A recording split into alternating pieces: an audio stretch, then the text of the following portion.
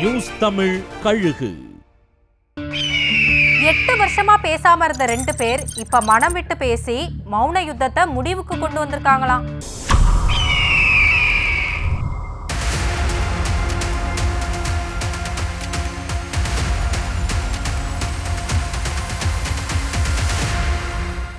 IJK கட்சியோட நிறுவனர் Parivendhar பச்சமுத்துவோட SRM கல்லூரிக்கு எதிராக 2016 பாமக நிறுவனர் ராமதாஸ் அறிக்கை விட பதிலுக்கு பாரிவேந்தரும் அறிக்கை விட்டு அறிக்கை போர் நடத்திட்டு வர்றாங்க.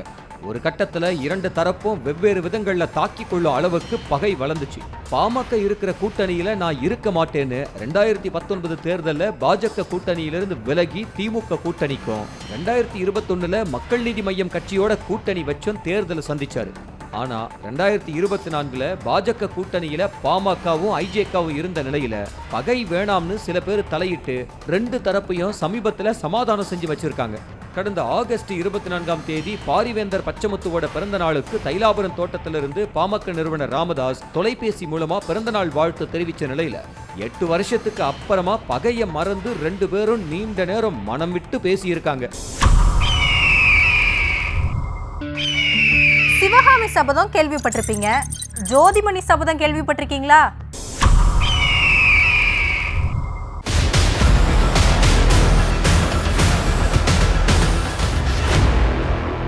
செந்தில் பாலாஜி சிறையிலிருந்து வெளியே வந்த பிறகுதான் தன்னுடைய தொகுதி மக்களுக்கு போய் நன்றி சொல்வேன்னு சபதம் செஞ்சிருக்காங்களாம் ஜோதிமணி.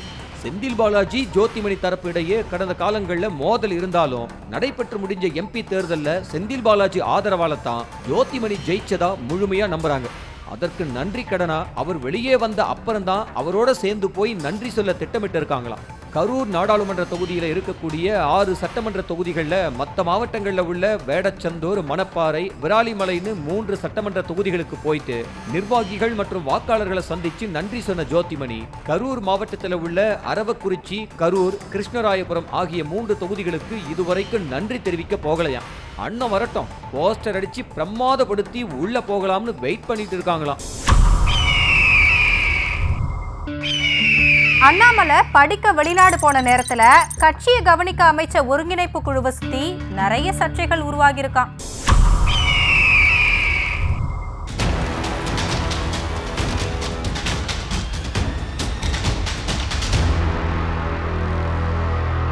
பாஜக மாநில தலைவர் அண்ணாமலை லண்டன் போக போறதா அறிவிப்புகள் வந்தப்பவே கட்சி பணிகளை யார் கவனிக்க போறாங்க அப்படிங்கிற எதிர்பார்ப்பு எழுந்துச்சு.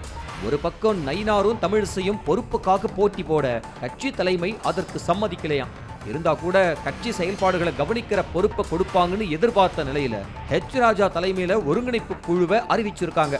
இந்த குழுவில் உள்ள 6 பேரும் அண்ணாமலைக்கு வேண்டியவங்க அப்படிங்கிறதுனால அவர் கொடுத்த பட்டியலை தான் தேசிய தலைமை அறிவிச்சிருக்கிறதா சொல்லப்படுது. அது மட்டும் இல்லாம இந்த குழுவில் சட்டமன்ற உறுப்பினர்கள் பெண்கள் பட்டியலினத்தவர்னு பிரதிநிதித்துவம் இல்லைன்னு விமர்சனங்கள் வர ஆரம்பிச்சிருக்கு.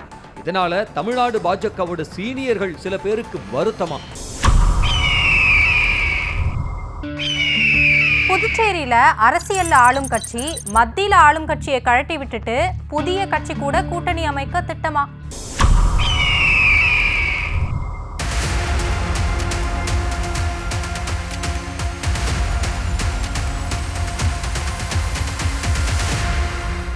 புதுச்சேரியில வர்ற 2026 சட்டமன்ற தேர்தலில் மிகப்பெரிய பலத்தோட தேர்தலை சந்திக்க என்ஆர் காங்கிரஸ் திட்டமிட்டிருக்காங்களாம். நடிகர் விஜயோட தாவேக்க கூட கூட்டணி அமைக்கிற முடிவிலையும் இருக்கான் என்ஆர் காங்கிரஸ். அதே சமயம் இப்ப கூட்டணியில் இருக்கிற பாஜகவை கூட்டணியிலிருந்து கழட்டி விடுற எண்ணத்திலையும் இருக்காங்களாம். பாஜக கூட கடும் மோதல் போக்க என்ஆர் காங்கிரஸ் உறுப்பினர்கள் கடைபிடிச்சு வர்ற நிலையில முதலமைச்சரை சந்திச்சும் வலியுறுத்தி இருக்காங்களாம்.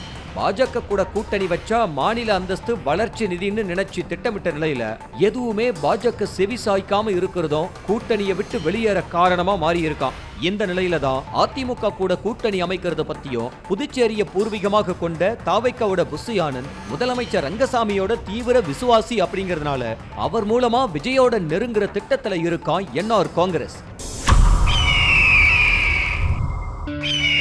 தேசிய பாதுகாப்பு ஆலோசகர் தமிழ்நாடு வந்ததுல ஒரு பர்சனல் ரீசனும் இருக்கான்.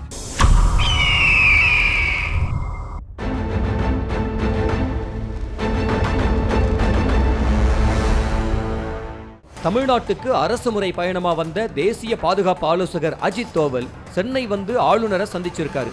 இதுல பாதுகாப்பு பிரச்சனைகள் பத்தி விரிவா ஆலோசிக்கப்பட்டதா ஆளுநர் மாளிகையே செய்தி வெளியிட்டு இருந்தாங்க. ஆனா அஜித் தோவலோட தமிழ்நாடு வருகைக்கு பின்னாடி வேற சில தனிப்பட்ட காரணங்களும் இருக்கிறதா சொல்லப்படுது.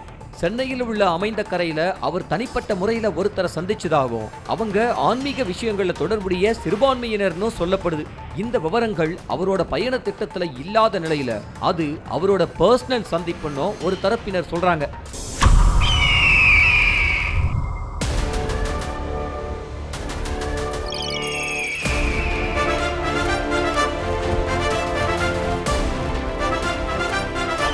நியூஸ் தமிழ் கழுகு செய்திகளை உடனுக்குடனும் துல்லியமாகவும் தெரிந்து கொள்ள சப்ஸ்கிரைப் பண்ணுங்க.